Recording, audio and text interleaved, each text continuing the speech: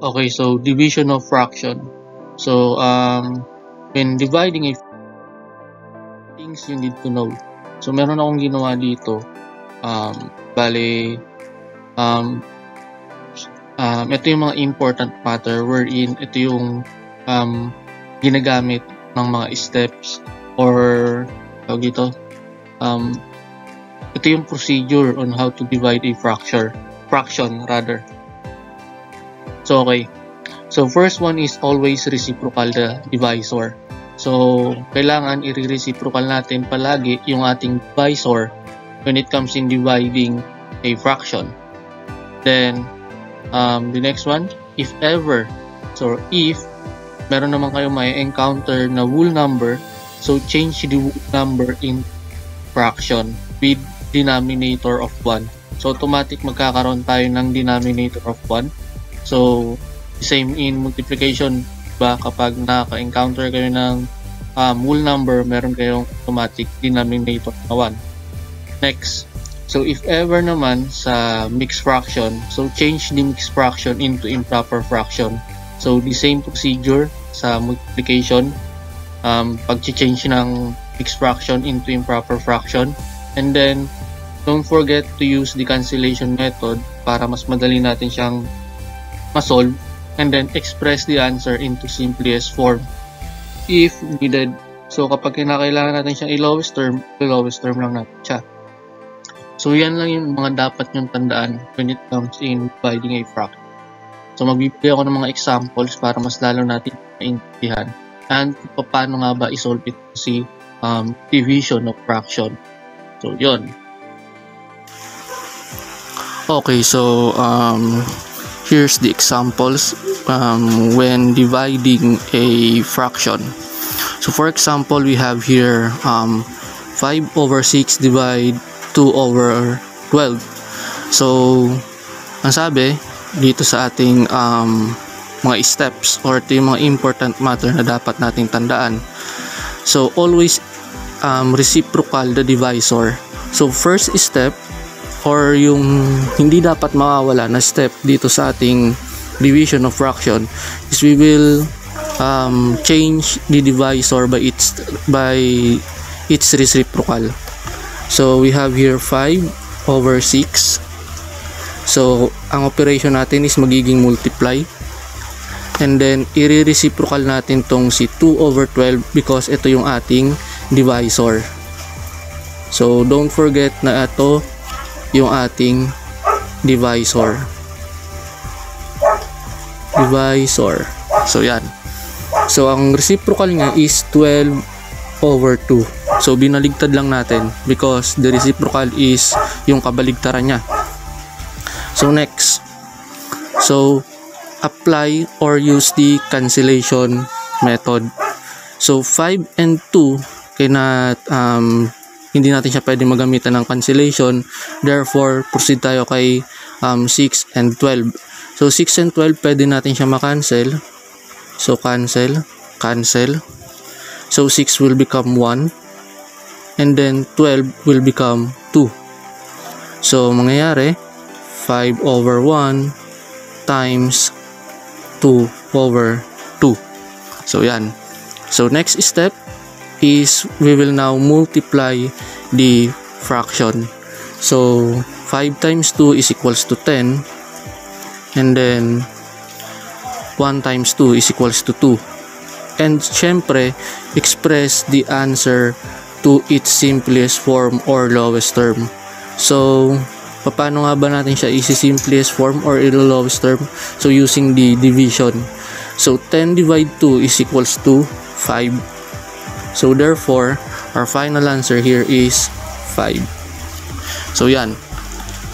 Isang example. So, let's have another example. So, i-apply natin to lahat-lahat. So, example number 2. So, what if meron naman tayo ditong 10 divide 1/2. So, yan. Is equals. Okay. So, ang sabi, if we have a whole number, so meron tayong whole number, so change the whole number to fraction with denominator 1. So, mangyayari sa ating whole number, magkakaroon tayo ng denominator na 1. And then, multiplication ulit. Then, 1/2. So, copy lang muna natin. So, yan. Magkaroon na tayo ng denominator 1. So, the next step, so always reciprocal the divisor. Since ito yung divisor natin, si 1/2, so i-reciprocal natin siya. So, 10, 1 times the reciprocal of 1/2, so 2/1. So, is equals, so apply multiplication. So, 10 times 2, we have 20. Then, 1 times 1, we have 1. And express the answer into simplest form. So, therefore, our final answer is 20. So, yan. Okay. Now, how about this example? Example number 3. So, tingnan nyo mabuti. So, meron naman ako ditong 2/3 divide by 4. Okay. So, in this case, kung i-compare natin siya dito, so magkabaligtad naman. So, andito yung ating fraction sa dividend. So, let us try. So, first, ang sabi, kapag may whole number, automatic, meron tayong denominator na 1. So, 2/3 times 4 and 1, since meron nga tayong denominator na 1. And then, syempre, ang sabi, always reciprocal the divisor. So, 2/3 times the reciprocal of divisor. So, 1/4. Kasi nga, reciprocal na natin siya. And then, use cancellation method kung pwede. So, 2 and 4, pwede natin siyang makancel. So, cancel, cancel. So, 2 will become 1 and 4 will become 2. So, 1 times 1, we have here 1. And 3 times 2, we have here 6. So, our final answer here is 1, 6. Yun. Okay. So, let's have another example. So, ito naman, i-apply natin dito yung mixed fraction. So, i-apply natin dito si mixed fraction. So, example number 4. So, yan. So, what if meron naman tayong 3 and 1/2 divide by 1 and 3/4. So, yan. So, ang sabi, change the mixed fraction to improper fraction. So, paano nga ba natin siya i-change? Diba, parehas lang siya sa multiplication. So, first, 3 times 2. Then, plus 1. So, i-add natin yung ating numerator. Then, copy the denominator. So, times. So, times na natin siya. So, 1 times 4 plus 3. Then, over 4. So, yan. Then, isolve na natin siya. So, 3 times 2, we have here 6 plus 1 is equals to 7. So, copy the denominator. So, times. So, 1 times 4, we have here 4 plus 3 is equals to 7. Then, copy denominator. So, na-change na natin siya. Then, na-solve na natin. Then, next is yung always reciprocal the divisor. So, i-reciprocal lang natin yung ating divisor. Since yun nga yung important dito. So, 7/2 times the reciprocal. So, ang reciprocal natin is 4 and over 7 rather.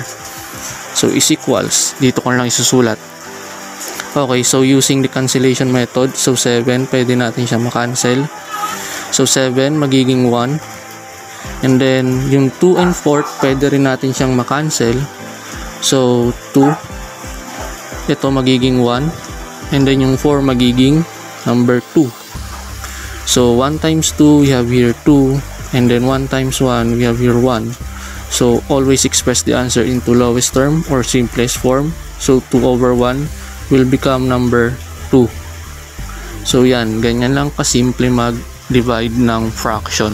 So, yung mga dapat tandaan is yung always reciprocal the divisor. Then if may ma-encounter kayong whole number, change it or change the whole number to fraction with denominator 1. So automatic meron tayong denominator na 1. And then if mixed fraction naman, change first the mixed fraction into improper fraction, and then use cancellation method if necessary kung kinakailangan para mas madali siyang mamultiply, and then always express the answer if necessary kung kinakailangan din.